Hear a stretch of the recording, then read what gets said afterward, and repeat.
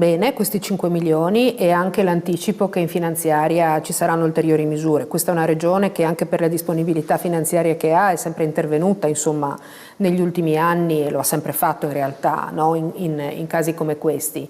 E tra l'altro sia in Consiglio che in Commissione nelle settimane, insomma in questi 10 giorni abbiamo discusso in diverse occasioni della necessità di intervenire anche rispetto a quelle che sono le esigenze del domani, no? Perché un tema è sicuramente la ricostruzione, quindi gli interventi di portata più consistente, però c'è anche la vita delle persone che deve continuare e chi non ha la macchina, chi non può utilizzare il piano terra di casa sua, insomma sono questioni che dobbiamo cercare di affrontare e si è iniziato a farlo.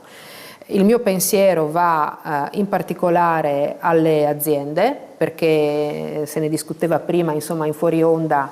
È vero che ci sono le assicurazioni, no? Rispetto a calamità come questa per poi gli interventi più consistenti di ripristino.